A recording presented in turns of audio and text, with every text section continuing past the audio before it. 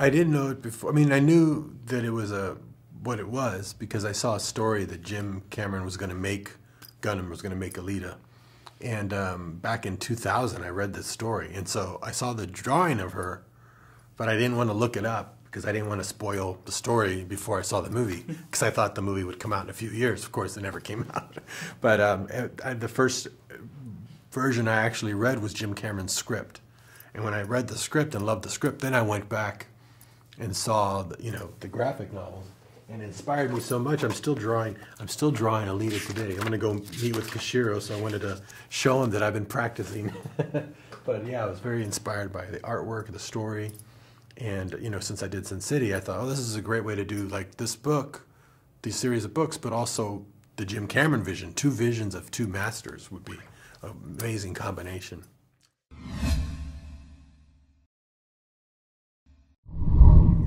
We've been friends for about 25 years, so I was just catching up with him, and then he was showing me all his Avatar stuff for the sequels, artwork. And it's like, wow, he's going to be busy with that for a long time. So I asked, well, what happens to movies like Battle Angel? And he said, oh, I don't think I'll ever get a chance to make it. He said, I wrote a whole script. I did all kinds of art. He said, do you want to see it real quick? I said, yes, let me look at it. So I looked at it, and I loved it. And so I worked on the script, and he loved the script. And we said, let's go make it.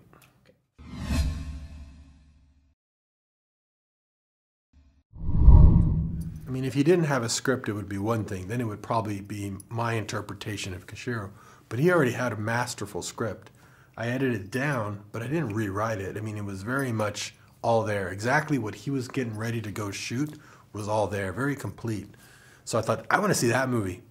So I wanted to adopt more his style of making a science fiction film, which is different than what I do. I do stuff that's more like machete in space, whimsical, kind of fun. His stuff is more based in science fact. It's more real because his belief, and it's really true, and when he told me this, it made sense, that for a story, for fantasy or science fiction to really work, it has to be completely grounded and completely real. Otherwise, you won't buy it, the fantasy.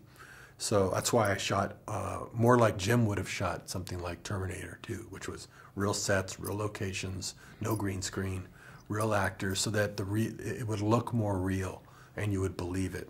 So it was fun, just like I shoot in the style of Frank Miller or Quentin, or this was shooting in the style of Jim Cameron. It still has a lot of me in it because I'm directing it, but I didn't purposely do that. I tried to make it as close to what he wrote as possible. So it wasn't really that I had to compromise. I wanted to go more towards his vision.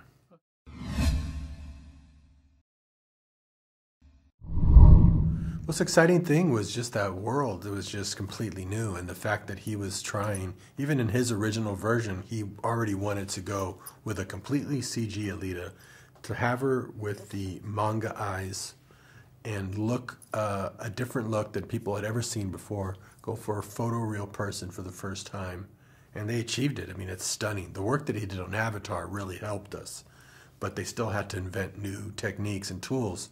So for me, it was a chance to see something I could never have filmed any other way except this way. So I can see why he likes to make only movies like this now, because you're making images that you could only see in your dreams.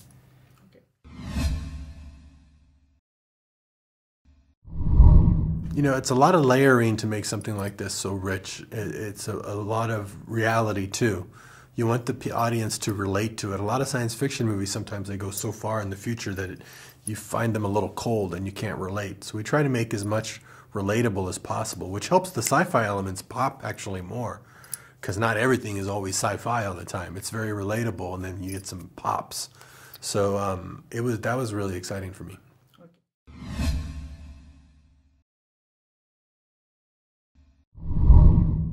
Well, yeah, the idea was cool is that we got to see this world through her eyes, the innocence of her eyes, so that you believe she's just an innocent girl who doesn't think she's significant, who is just going through life, making relationships, and then she finds out, starts remembering little by little that she's actually a really badass warrior that has the power to change the world. So it's a very relatable story for people to see that we all have great potential and have the potential for great power, but then what do you do with that power?